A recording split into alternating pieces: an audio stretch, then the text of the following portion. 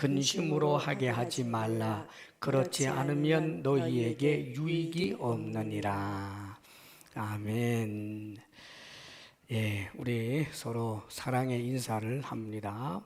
또 상대방이 잘 되기를 바라는 마음으로 축복합니다. 예, 사랑합니다. 또 축복합니다. 사랑합니다. 축복합니다.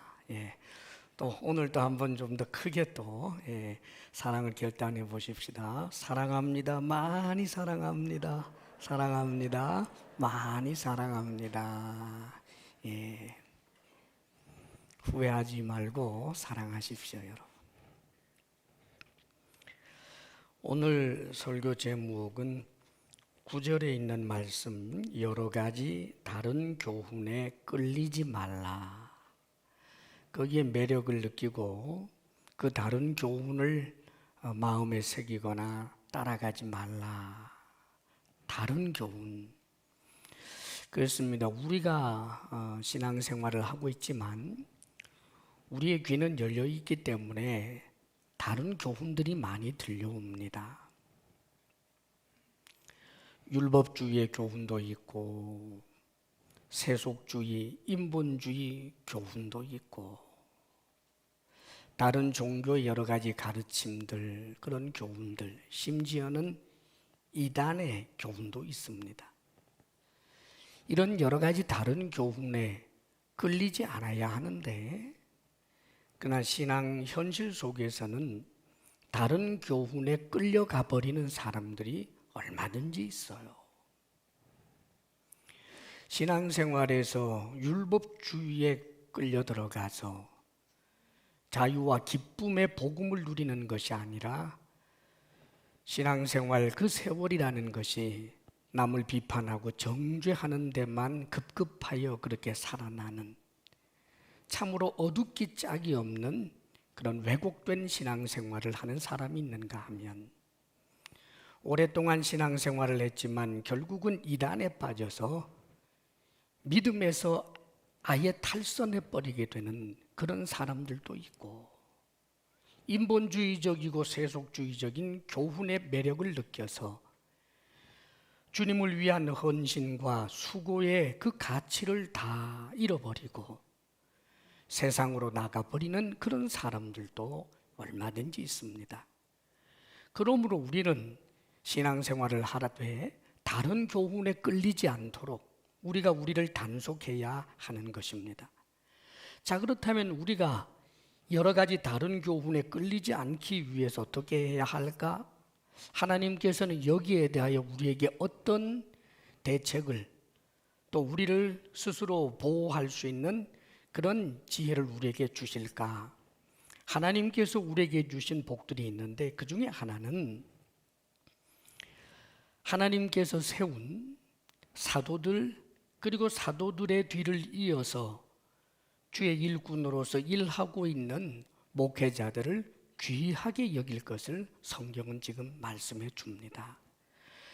오늘 말씀 가운데 7절을 우리 먼저 한번 읽어봅니다. 7절입니다. 같이 읽어볼까요? 시작. 하나님의 말씀을 너희에게 일러주고 너희를 인도하던 자들을 생각하며 그들의 행실의 결말을 주의하여 보고 그들의 믿음을 본받아라. 하나님의 말씀을 너희에게 일러주고 너희를 인도하던 자들. 지금 이 히브리 서신을 받고 있는 사람들은 지금으로부터 거의 한 2000년 전이에요. 그러니까 이들에게 말씀을 전해주고 이들에게 신앙적으로 인도하던 그 지도자들은 대부분 사도들이었거나 사도들 시대에 사도들과 함께 일했던 사람들입니다. 자, 그들을 통해서 주어졌던 그 하나님의 말씀, 복음이 있지요. 우리가 신앙생활의 기초는 항상 사도들에 의해서 전해진 그 말씀을 기초로 해야 하는 것입니다. 예수님을 지금 거리에서 모셨던 그 예수님의 제자들, 그리고 예수님께서 나중에 사도 바울과 같이 특별히 세워낸 사람들, 그렇게 하여서 이렇게 성경을 기록해서 우리에게 넘겨주기까지 한 이들, 바로 이 사도들의 신앙 전승을 우리가 계승해 낼 줄 알아야 된다는 말이지요. 사실은 어떤 면에서는 기독교 역사에는 사도들보다도 훨씬 더 학문적으로 우수한 신학자들이 있습니다. 그러나 그렇다고 해도 우리가 우선적으로 붙잡아야 할 것은 사도들에 의해서 전해진 그 말씀을 붙들어야 하는 것입니다. 그리고 이 사도들과 사도들 시대에 있었던 이 사람들이 아마 히브리 서신을 받고 있는 이 예수 믿는 유대인들, 이 서신을 받은 사람들 그 시점에서는 아마 대부분 죽었던 것 같아요. 이미 죽었지만 그럼에도 불구하고 그들이 전해줬던 그 말씀을 붙들어야 하는 것이고, 그리고 주의 깊게 생각해야 할 것이 있는데, 그렇게 말씀을 전해주었던 사도들과 교회를 인도했던 그 사도들이 마지막 종말이 어떠했는지를 주의 깊게 생각해 보라는 거예요.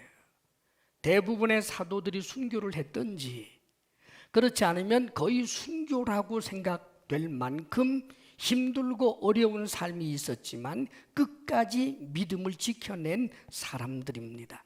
복음을 전하고 그 복음을 따라 살면서 순교조차 감수하고 순교에 준하는 그런 고난을 받으면서도 계속하여 믿음을 지켜낸 그들의 종말, 다시 말하면 끝까지 믿음 생활에 대하여 승리한 이들을 주의 깊게 생각해 보라는 말씀입니다.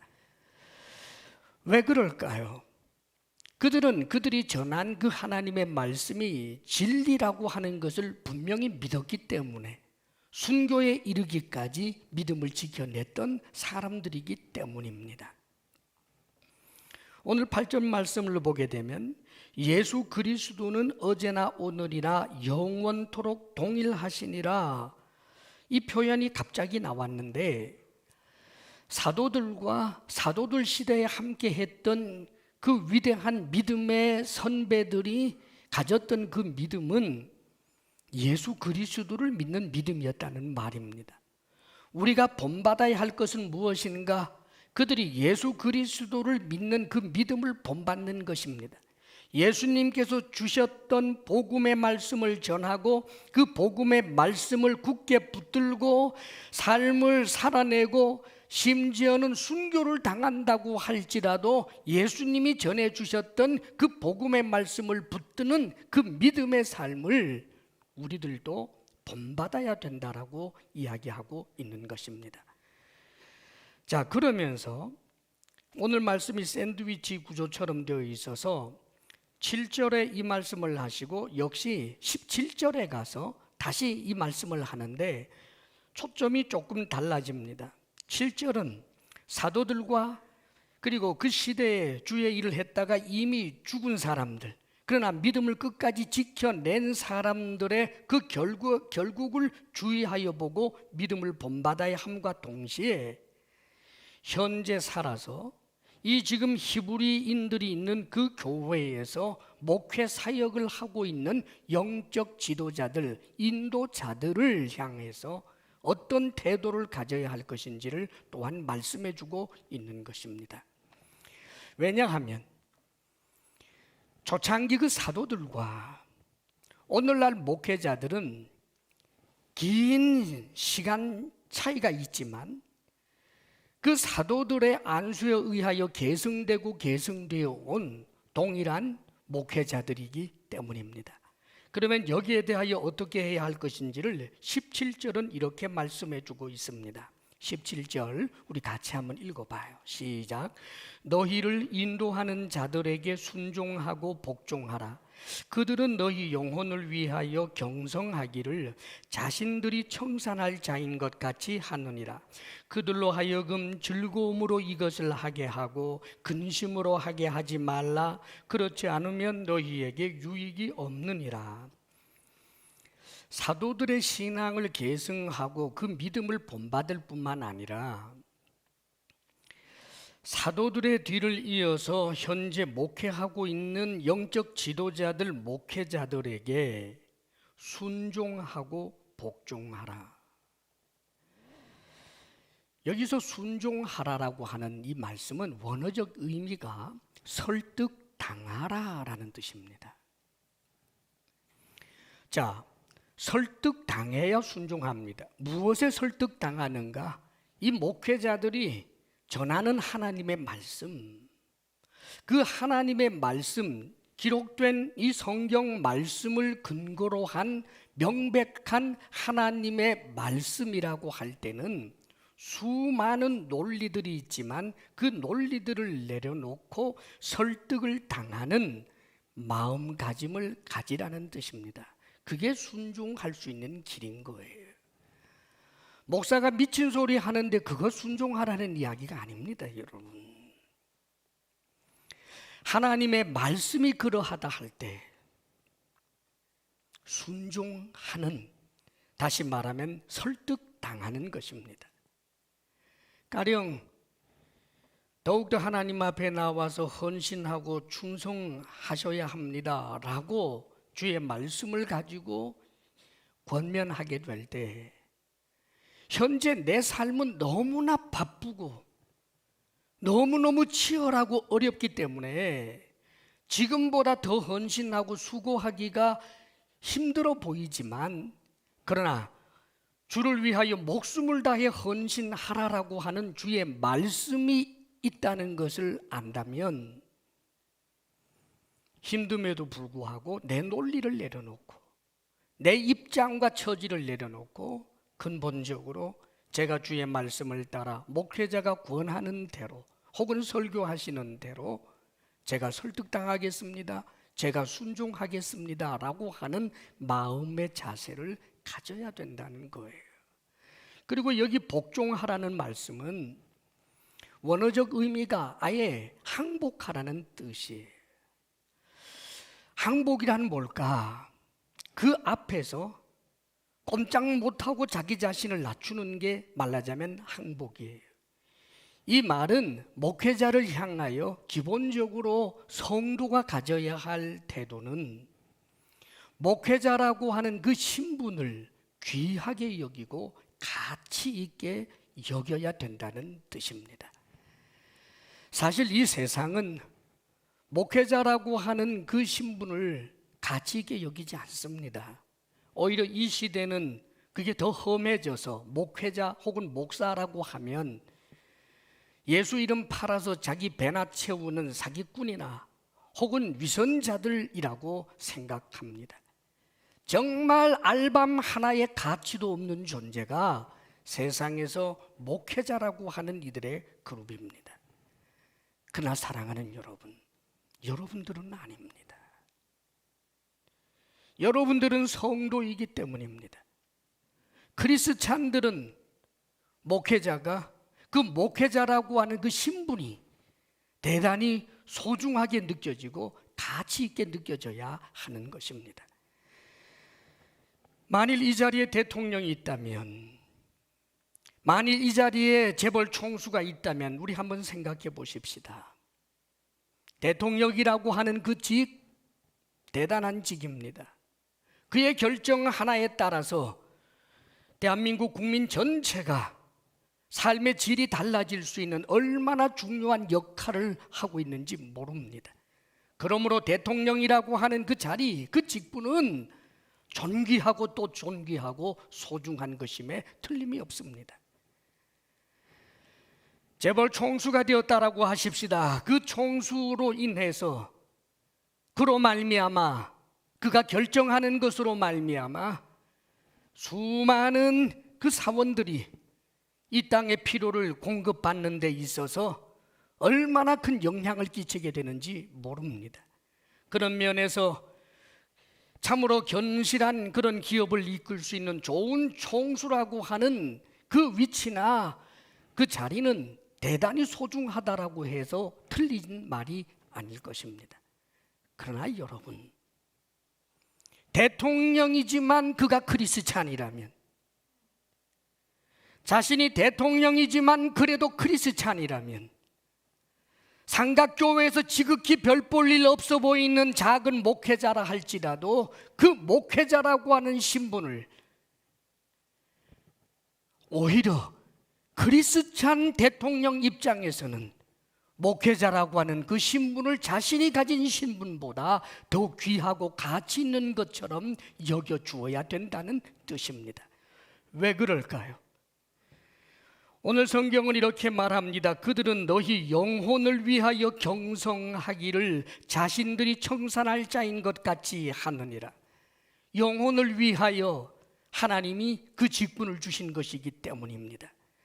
너희 영혼을 위하여, 사랑하는 여러분 영생을 위하여, 저 영원한 하늘나라를 위하여, 이 믿음의 결국을 온전한 승리에 도착하도록 하기 위하여 하나님께서 세워낸 신분이 목회자라고 하는 신분이기 때문입니다. 여러분, 경성한다라고 하는 이 표현은 깨어있다, 지킨다라고 하는 의미예요. 깨어서 지킨다, 늑대들로부터, 이리들로부터, 저 사탄 마귀로부터 하나님께서 맡겨주신 양무리를 지키는 것입니다.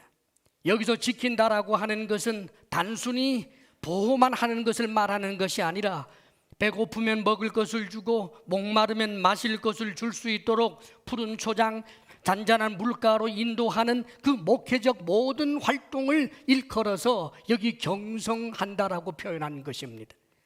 그런데 이 일을 할 때 어떻게 하는가? 자신들이 청산할 자인 것 같이 하느니라. 하나님 앞에 계산받는다 그 말입니다. 여러분, 달란트를 맡긴 다음에 그 달란트에 대한 결과를 하나님께서 묻는 것처럼 모든 목회자에 대해서는 하나님께서 일을 맡겨놓으시고 나중에는 계산할 날이 반드시 오고야 마는 것입니다.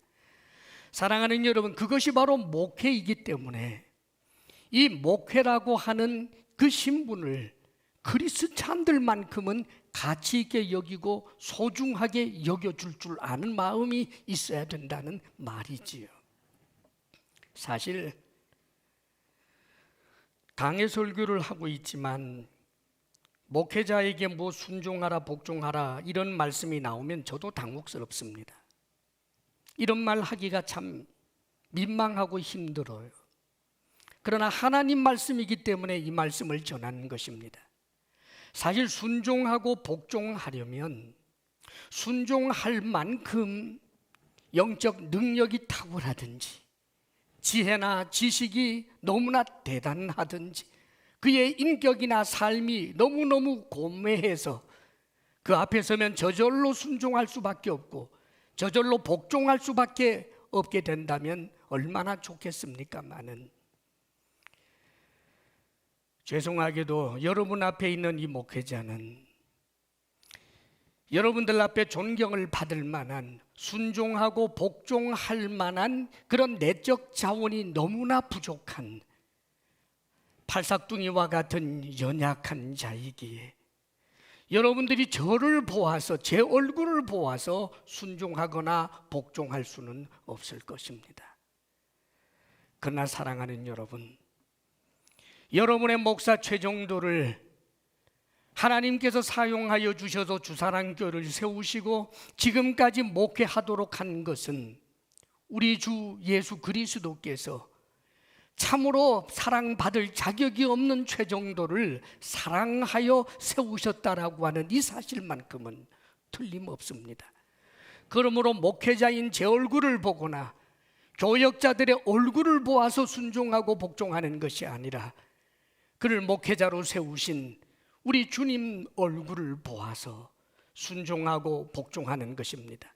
하물며 하나님의 말씀을 전하는데 그 하나님의 말씀에 어떻게 딴지를 걸 수가 있겠습니까, 여러분? 우리 예수님께서도 이런 말씀을 해주셨습니다. 내가 보낸 자를 영접하면 나를 영접하는 것이요, 나를 영접하는 것은 나를 보내신 내 아버지를 영접하는 것이다 라고 말씀하셨습니다.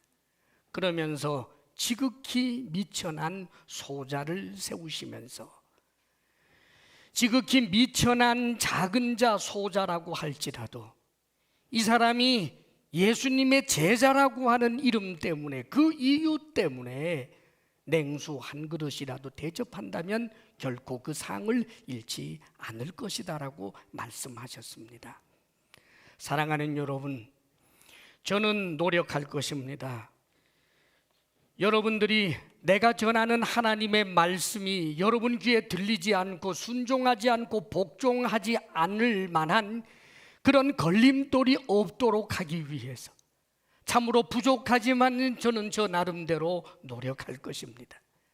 뿐만 아니라 저는 목회하되 여러분들이 나중에 언젠가 하나님 앞에 서게 되면 영원한 구원을 얻는 믿음의 길에서 승리할 뿐만 아니라 이 땅의 삶에서 더욱더 가치 있고 더욱더 종말론적으로 가장 가치 있는 그 일을 하도록 여러분들을 훈련시키고 여러분들에게 하나님의 말씀을 전하고 뿐만 아니라 기도하는 일도 멈추지 않을 것입니다. 사랑하는 여러분, 제가 여러분들을 위하여 하는 기도의 내용이 뭘까요? 저는 우리 주사랑교회가 세계에서 제일 큰 교회 되게 해달라고 기도해 본 적 없습니다. 여러분, 사랑하는 여러분, 제가 기도하는 것 있습니다.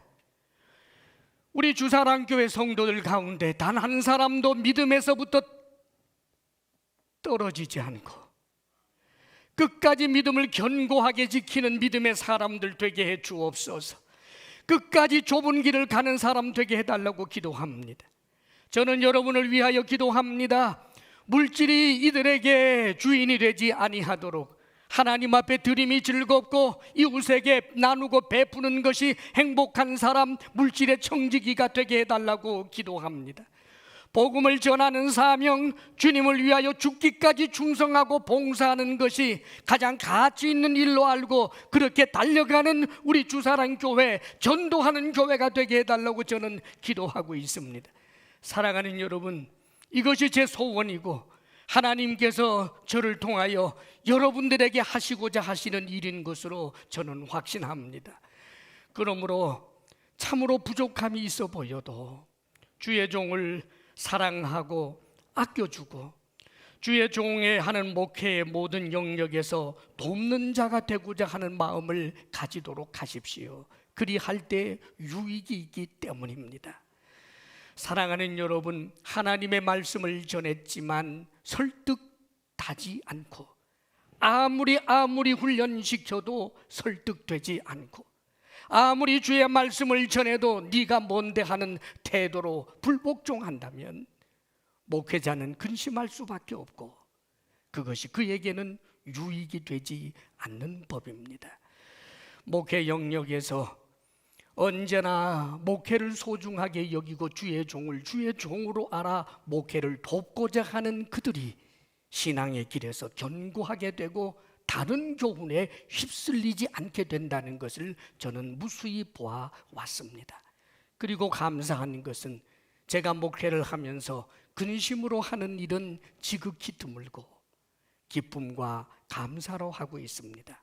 그것은 과분한 사랑을 제가 받고 있고 제가 하고 있는 이 목회 영역을 여러분들이 소중히 여긴다는 것을 매 순간 경험하고 있기 때문입니다. 사랑하는 성도 여러분, 감사합니다. 앞으로도 열심히 달려갈 수 있기를 주의 이름으로 축복합니다. 다른 교훈에 끌리지 않기 위해서 하나님께서는 목회자를 주셨고 그 다음에 또 한 가지 다른 교훈에 끌려들지 않기 위해서 그 비결을 9절에서부터 이제 16절까지 쭉 말씀해 주고 있는데 9절 말씀을 우리 한번 읽어봅니다. 9절 다 같이 시작. 여러 가지 다른 교훈에 끌리지 말라. 마음은 은혜로서 굳게 함이 아름답고 음식으로서 할 것이 아니니 음식으로 말미암아 행한 자는 유익을 얻지 못하였느니라. 우리의 마음을 굳게 한다, 이것은 견고하게 한다, 마음의 만족을 얻는다, 이 내적인 사람을 견고하게 한다, 이런 의미입니다. 그런데 그것을 무엇으로 할 수 있는가? 하나님의 은혜로서 해야지.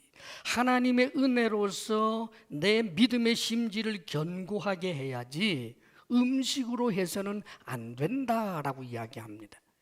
여기 왜 갑자기 음식이 나왔을까요? 이 예수 믿는 유대인들은 오랜 세월 유대교에서 살아왔던 사람들입니다. 그들은 그동안 이 유대교에서 주고 있는 옛 언약을 근거한 여러 가지 규례들이 있었는데 그 중에 대표적인 것이 먹는 문제였습니다. 이 정결 규례에 의하여 먹을 음식이 있고 먹지 못할 음식들이 있는데 이 문제에 집착해서 그것이 그들에게 내적인 위안을 주고 만족을 주고 있더라는 말이지요. 예수를 믿는 것만 가지고는 안 돼. 예수를 믿어도 목매어 죽인 짐승을 먹는다든지 혹은 돼지고기를 먹는다든지 그렇게 되면 예수를 믿어도 지옥 가. 이런 사람들이 생겨났다는 뜻이에요. 율법주의에 매이는 거지요. 옛 언약의 규례에 매여버리는 것입니다.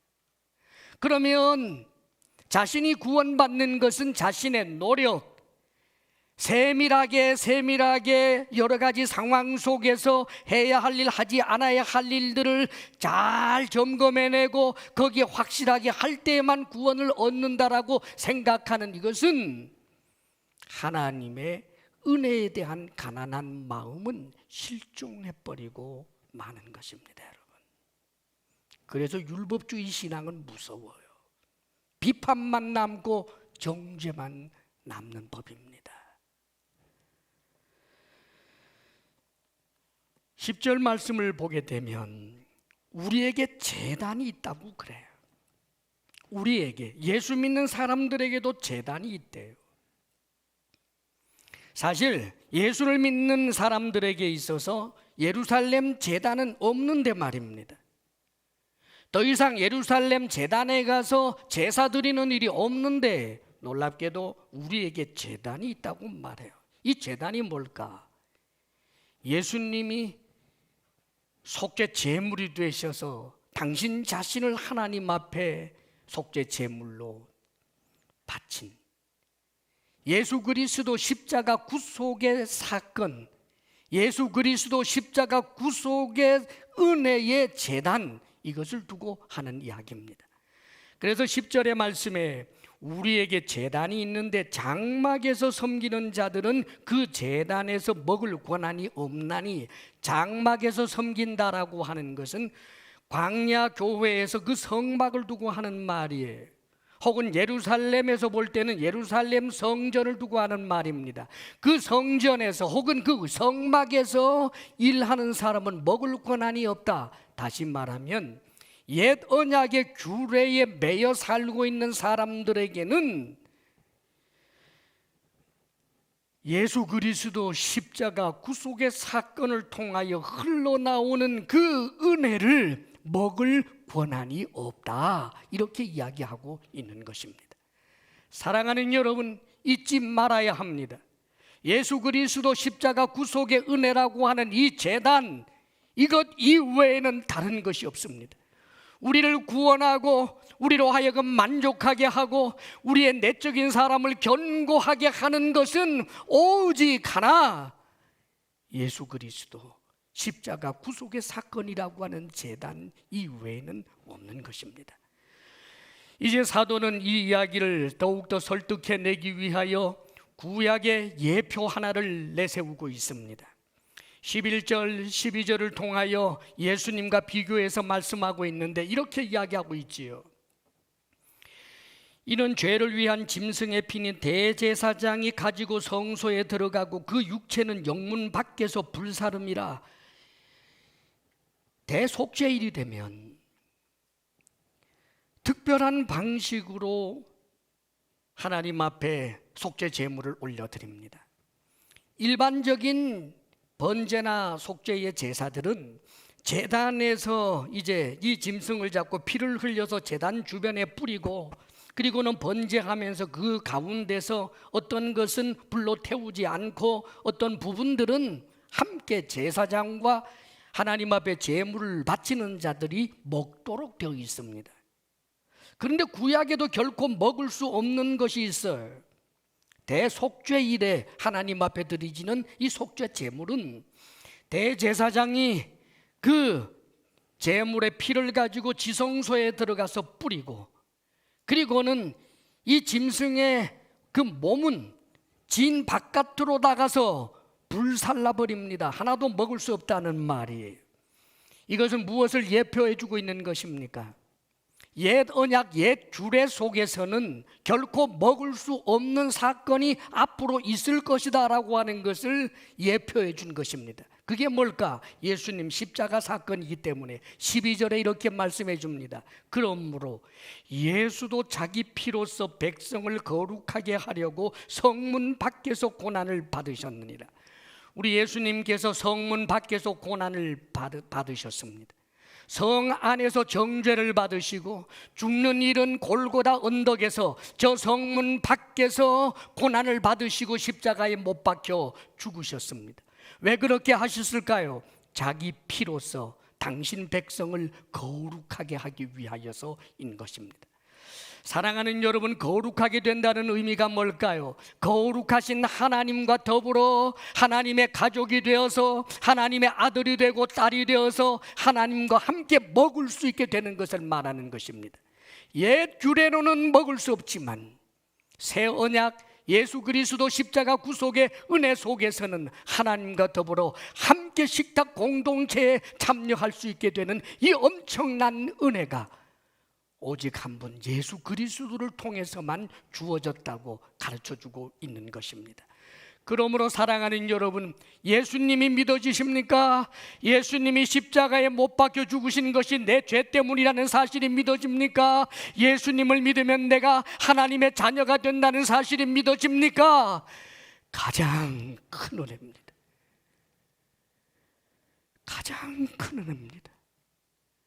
여러분들이 누군가에게 천사의 소리를 들어도 이게 믿어지지 않으면 그는 불쌍한 사람입니다. 바다의 모래알처럼 수많은 사람들이 여러분을 존경한다고 할지라도 예수 그리스도가 내 죄를 위하여 죽으셨다는 사실이 믿어지지 않는다면 그는 하나님과 상관없는 사람입니다. 사랑하는 여러분, 다른 교훈에 붙잡혀 있는 사람들은 불쌍한 사람들입니다. 그러므로 우리에게 구원해 주고 있습니다. 13절 말씀 함께 읽어봅니다. 다 같이 시작. 그런즉 우리도 그의 치욕을 짊어지고 영문 밖으로 그에게 나아가자. 우리도 그의 치욕을 짊어지고, 예수님의 치욕입니다.